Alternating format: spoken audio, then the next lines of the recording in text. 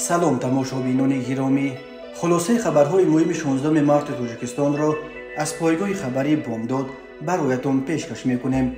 شروع میکنیم از یک نگاه کوتاه به سرخط خبر مهم روز در این برنامه. تاجیکستان طرف مثل چین و ترکمنستان به کشوری پوشیده تبدیل می‌یابد. تغییرات کادری در دادگاه‌ها، دانشگاه دنغره و چند اداره دیگر. پرزیدنت ازبکستان خودش سوار ماشین وضع راه‌های خراب را تفتیش کرد. حبس معاون سابق سروزیر قرقیزستان برای کروپسیا. آغاز رمضان 23 مارت فیچ روزه 7 سامانی، نصاب زکات 32300 سامانی. مرد کودک 6 ساله در زیر چرخ اوپل و قلابی یک زن به مبلغ 135750 سامانی. و اکنون تفصیلات خبرها. تاجیکستان را در یک ارزیابی بین المللی در قطار ترکمنستان و چین و سوریه دولت پوشیده نامبر کردند. این بهای بدترین مانیتور به تاجیکستان است. سازمانی که سطح آزادی‌های بنیادی را در 190 کشور می‌سنجد در گذشته دوشنبه را سرکوبگر نامیده بود. بر اساس گزارش مانیتور از 16 مارس سرکوبگری‌های مقامات تاجیکستان در برابر تظاهرگران آسایشته در ولایت مختار کوهستان بدخشان به چنین ارزیابی سبب شده است. واکنش نمایندگان حکومت دسترس نیست. در اظهارات سازمان گفتند در تاجیکستان فضای ترس و هراس حکم‌فرماست. مردم برای استفاده از حقوق بنیادی خود از جمله آزادی بیان و گردی همایی زیر حمله میمانند یا زندانی میشوند. گردی همایی با طلب تحقیق مرگ گلبدین زیوبکوف از روشقله و استعفای رئیسان ولایت مختار کوهستان بدخشان و شهر خوروغ ماه سال 2022 در مرکز ولایت مختار کوهستان بدخشان سر شد در نوع روشن ادامه کرد. در هر دو مورد مقامات تظاهرات را سرکوب کردند.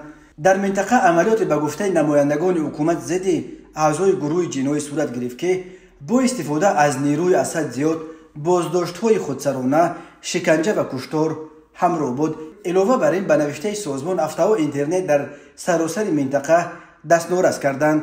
تا این دم چندین سازمان و کشورهای غرب خواهان تحقیق منصفانه قضیه شدند، ولی مقامات نتوانستند سنجش بی‌غرضانه نقض حقوق آدمان را در منطقه انجام دهند.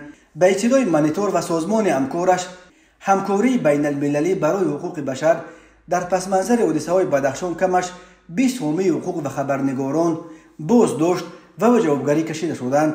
سازمان از وکیل مدافع منوچهر خالق نظر و روزنامه‌نگار و فعال مدنی الفت خانم محمد چایو یاد آورده است. از آن در تشویشیم که چند حامی حقوق بشر و روزنامه‌نگاران تاجیک با انگیزه‌های سیاسی و ساخته که به معیارهای بین المللی موافق نبودند به مدت دراز محکوم شدند. گفته است بریجت دیوفور مدیر همکاری بین المللی برای حقوق بشر، وی باور دارد حکومت از آنها قصد گرفت و باید فوراً آزادشان کند. دادگاه‌های تاجیکستان آنها را گناهکار اعلام کردند. به تصویر سازمان در حالی که روزنامه‌نگاران و فعالان جامعه شهروندی، حقوق شناسان مستقل و حامیان حقوق بشر با تهدید و تعقیب افزاینده روبرو هستند، جای برای صداهای مخالف در تاجیکستان کمتر میماند. در گزارش به مسئله سازمان‌های اجتماعی هم اشاره شده که با مشکلی ثبت نام و تهدید بسته‌شوی روبرو هستند. در این زمینه بسته شدن مرکز مستقل حقوق بشر را در تاجیکستان مثال آوردند، چیزی که به گفته بریجت دیوفور به تحدد بین المللی تاجیکستان از جمله درخواست پیوستن به نظام امتیازهای تجارتی اتحاد اروپا مخالف است. سازمان‌های حامی حقوق بشر در یک سال اخیر مقامات تاجیکستان را برای نقض پیوسته حقوق آدمان و سرکوب دیگر اندیشان سخت تنقید کردند. نهادهای رسمی و حکومت همواره میگویند که حقوق انسان و آزادی‌های سخن در تاجیکستان تأمین است. پرزیدنت تاجیکستان امامعلی رحمان روز 16 مارت سال 2023 در هیئت اداره‌های دولتی یک سلسله تغییرات کادری انجام داد. از جمله با فرمان پرزیدنت جلیل‌زاده خسرو بنابر به کار دیگر گذاشتن از وظیفه معاون رئیس سود اقتصادی ولایت ختلان آزاد کرده شده، میرزازاده پرویز رئیس سود اقتصادی ولایت سوخت تعیین کرده شد. همچنین با امر پرزیدنت نظرزاده زرینه معاون مدیر اگنتی امور تعیین گردیده. با قرارهای حکومت خیرزاده شکرالله که تا امروز معاون وزیر معارف و علم بود از این وظیفه آزاد و رکتور دانشگاه دولتی دنغره تعیین کرده شد. خیرزاده در این مقام شایان نورعلی نبات را عوض کرد. شایان با سبب به نفقه برآمدن از وظیفه رکتور دانشگاه دولتی دنغره آزاد کرده شده است. همین طور با قرارهای حکومت شیرزاده ستاره با سبب به کار دیگر گذاشتن از وظیفه معاون مدیر تاجیک استاندارد آزاد کرده شده به جای رستمزاده ملاحت معاون رهبر این اداره تعیین گردیده است. علمزاده اسرائیل با سبب به کار دیگر گذاشتن از وظیفه معاون یکم و معاون سردار خدمات نظارت دولتی به خطری کارها در صنعت و ساحه کوهکاری نزد حکومت جمهوری تاجیکستان آزاد کرده شده و میرزازاده اردشیر عبدالغفار که تا امروز معاون عادی رهبر این نهاد بود، معاون یکم و عزیززاده تبسم معاون سردار خدمات نظارت دولتی به خطری کارها در صنعت و ساحه کوهکاری تعیین شد. همچنین با قرارهای حکومت جمعزاده صبور به سبب به نفقه برآمدن از وظیفه معاون مدیر اگنتی بهداشت زمین و آبیاری آزاد کرده شده. ظریفزاده خورشید معاون یکم و سفرزاده علی معاون رهبر این اگنتی تعیین کرده شدند. همچنین با قرار حکومت از 16 مارس کریمزاده رعنو معاون رئیس کمیته بخطری عضوقواری نزد حکومت جمهوری تاجیکستان تعیین کرده شده است. روز 13 مارس سال 2023 پرزیدنت ازبکستان شفقت میرزیویف در جریان سفر کاریش از ولایت سرخندریا به طور غیر چشم داشت از پروتکل سفر بیرون شده. همراه حاکم این ولایت به یک ماشین نشست تا که وضع راههای این ولایت را شخصا تفتیش کند. ماشین سواری میرزیویف در راه خراب بایستون دینو خبرسازترین بخش سفر کاری پرزیدنت ازبکستان به سرخندریا شد.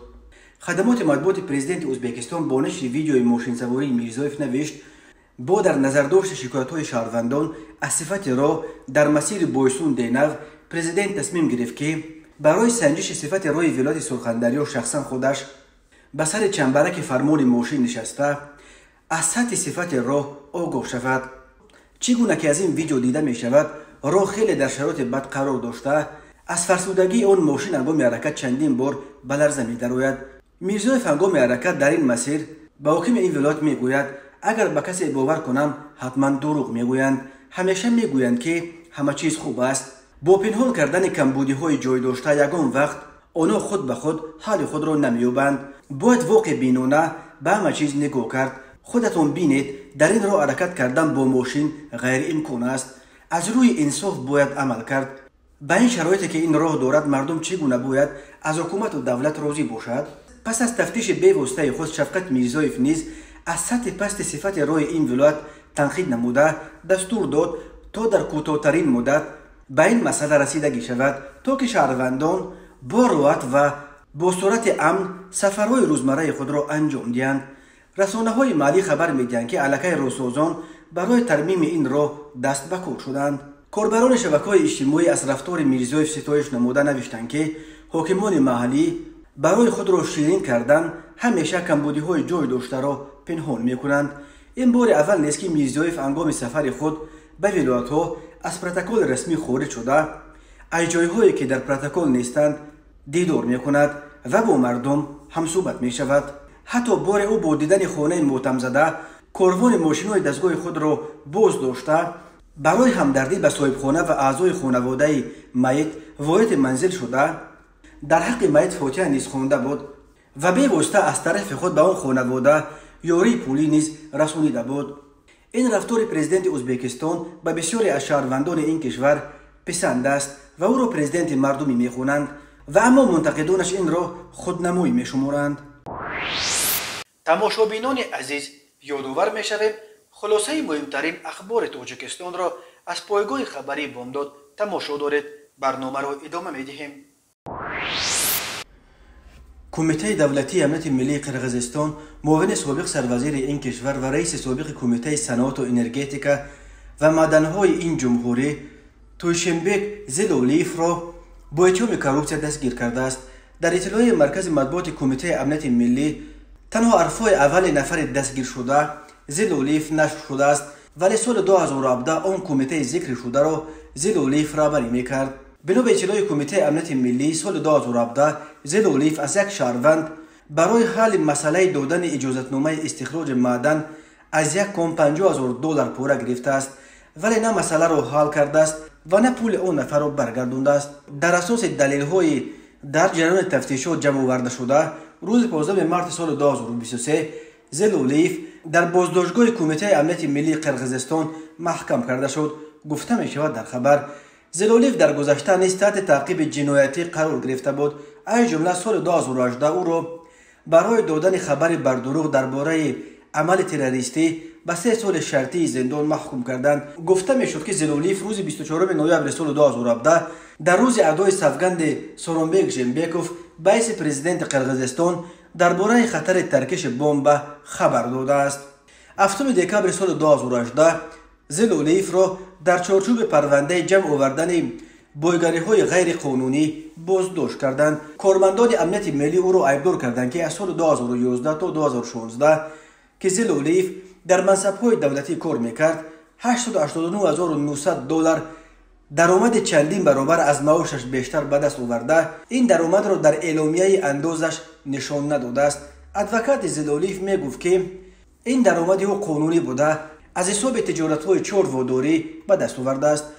دادگاه نویه 1 مای شهر بیشکک 5 اکتبر سال 2020 زلولیف را با جرم به دست آوردن بایگانی‌های غیر قانونی به 7 سال زندان محکوم و مال و ملک او 5 خانه، 2 افیس، چند حولی، 104,000 دلار و 3 میلیون سوم ساعت‌های دستی و تلفن‌هایش را به فایده دولت مصادره کرد. ولی سال 2021 پرونده زلولیف به دلیل راه دادن به اشتباه مرافعوی برای بررسی دوباره به دادگاه نویه 1 مای برگردانیده شد و ماه ژانویه سال 2022 دادگاه قرار کرد که چاره پیشگیری نسبت به این منصبدار در گذشته بلندپایه را به حبس خانگی عوض کند.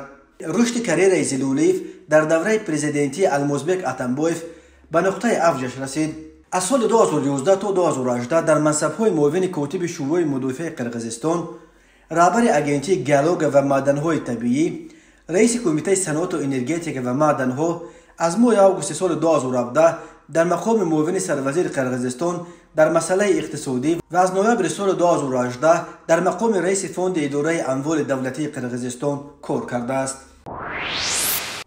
مجله دین و جامعه، نشریه رسمی کمیته دین و تنظیم جشن و عنعنه‌های تاجیکستان، روز 16 مارس سال 2023 در صفحه‌اش در فیسبوک خبر داد که در عرفه ماه شریف رمضان 32,000 نسخه کتاب قرآن کریم به زبان تاجیکی به نشر رسانیده شده به طور رایگان همچون تحفه پیشوای ملت امام علی رحمان به مردم کشور تقدیم گردید. مجله یادآور شده است که در گذشته نیز در تاجیکستان حدود 200,000 نسخه کتاب مقدس قرآن به زبان تاجیکی نشر و دسترس مردم مسلمان کشور گردانیده شده بود. در کمیته دین به پایگاه خبری بامداد گفتند که این 32,000 نسخه کتاب قرآن با ترجمه تاجیکیش در 3 مرحله، دفعه اول 2,000 نسخه و 3 دفعه دیگر 10,000 نشر شده، به دلیل محدود بودن تعدادش اساساً به مسجدها تقسیم کرده شد تا که تمام نمازگزاران از مطالعه ترجمه تاجیکی این مقدسترین کتاب مسلمانان بهره برده توانند. در تاجیکستان که تقریباً 98% از 10 میلیون اهالیش را مسلمانان تشکیل میدهند، در حال حاضر بیش از 4,000 مسجد جامع و 5 وقته عمل میکنند. در کمیته دین گفتند که با دست دادن امکانات مالی، نشر و تقسیم تعداد بیشتر کتاب قرآن با ترجمه تاجیکیش را نیز در نقشه دارند. گفته می شود یک مشکل اساسی برای چاپ تعداد بیشتر این کتاب مقدس کمچیل بودن به اصطلاح کاغذ قرآنی، یک کاغذ مخصوص زرد است که کتاب قرآن معمولا در همین کاغذ چاپ کرده می شود. این نوع کاغذ را به تاجیکستان اساساً از ترکیه میآورند. نشر و تقسیم 32,000 کتاب قرآن با ترجمه تاجیکیش در تاجیکستان در حالی است که مقامات این کشور در گزارش‌های بین المللی برای سرکوب آزادی‌های مذهبی از جمله حقوق مسلمانان، به ویژه برای منع پوشیدن حجاب و ستر، ریدهای مخصوص ضد مردان ریشدار، منع به مسجد رفتن نابالغان و تحت نظارت شدید مقامات قرار دادن فعالیت امام خطیبان پیوسته تنقید می شوند. در دوشنبه این تنقیدها را رد می کنند و می گویند فعالیت بیش از 4,000 مسجد در کشور خود بیانگر آن است که آزادی‌های دینی در تاجیکستان رعایت می شوند. مجله دین و جامعه، نشریه رسمی کمیته دین و تنظیم و عنعنه‌های تاجیکستان روز 16 مارس سال 2023 در صفحه‌اش در فیسبوک خبر داد که 23 مارس در جمهوری رسما همچون روز شروع ماه شریف رمضان اعلام شده است. بنابراین منبع فطر روزه افسامونی و فکیه سوم برای آنهایی که با یک دلیل عذرناک روزه گرفتن نمیتوانند برای 30 روز ماه رمضان 420 سومانی مقرر کرده شده است. همین طور مسلمانانی که داراییشان از 32300 سومانی یا تقریبا $3000 بیشتر است باید زکات بسپارند. زکات از 32300 سومانی در حدود 800 سومانی مقرر کرده شده است. در عموم به حساب‌های حاضره زکات مال تقریبا 12.5% از جمع دارایی‌های واجب الزکات را تشکیل می‌دهد. مسلمانان باید هر سال یک مرتبه برای تازه کردن مال خود از دارایی‌هایشان زکات بسپارند. زکات اساساً به مردمان نادار و احتیاجمند سپرده می‌شود. مجله دین و جامعه تفصیلات دیگر نداده است، ولی معمولاً روز شروع ماه شریف رمضان و همین طور روزهای عیدهای رمضان و قربان را شورای علمای مرکز اسلامی سابق مفتیات تاجیکستان مقرر می‌کند. از 10 میلیون اهالی تاجیکستان تقریباً 98% را مسلمانان، اکثراً پیروان رویه حنفیه مذهب سنی و یک قسم پیروان رویه اسماعیلی مذهب شیعه که اساساً در ولایت مختار کوهستان بدخشان به سر میبرند تشکیل میدهند. ماه رمضان برای مسلمانان ماه مقدس و ماه توبه و عبادت به شمار می رود. مسلمانان در طول این ماه که گاه 29 و گاه 30 روز دوام میکند باید از لحظه دمیدن صبح تا رسیدن شام از خوردن و نوشیدن پرهیز کنند. همچنین از مسلمانان خواسته می شود که در این ماه شریف از هر نوع عملهای غیر شرعی از جمله گفتار و رفتار بد و غیبت و دیگر عملهای منفی حد الامکان خودداری کنند و شب و روز خود را بیشتر صرف طاعت و عبادت و توبه با طلب استغفار گناه کنند. 14 مارس سال 2023 تخمینا ساعت 18:30 دقیقه راننده автомашин تمغه اوپل استرا سیدوف مسلیدین سال تولدش 1988 ساکن شهر استقلال هنگام حرکت از سمت گردش کوچه باباجان غفوروف به سمت بازار شهر استقلال قاعده های بی‌خطری حرکت راه را رعایت کردن نتوانسته نابالغ سلمانزاده عبدالفیض عبدالقادر سال تولدش 2017 ساکن همین شهر را پخش نموده است. در نتیجه نابالغ سلمانزاده جراحت‌های وزن جسمانی برداشته در بیمارخانه به هلاکت رسیده است. از روی این حادثه تفتیشاتی ادامه دارد. به شعبه وزارت کارهای داخلی 2 در ناحیه سینا عریضه مرد 26 ساله ساکن ناحیه مذکور وارد گردیده است که ماه اپریل سال 2022 در کوچه نوایی پایتخت زن 51 ساله ساکن امین ناحیه با راه فریب به باوریش در آمده از او 135750 سومانی گرفته تا حال مبلغش را برنگردانیده است. اوید به این حادثه تفتیشات ادامه دارد. تماشابینان عزیز و گرامی، این بود مرور به خلاصه چند خبر مهم امروز تاجیکستان. خبر و گزارش های بیشتر از تاجیکستان و درباره تاجیکستان و اطراف آن را در سامانه پایگاه خبری بامداد در این نشانه پیگیری نمایید: www.bomdad.com. خوش باشید.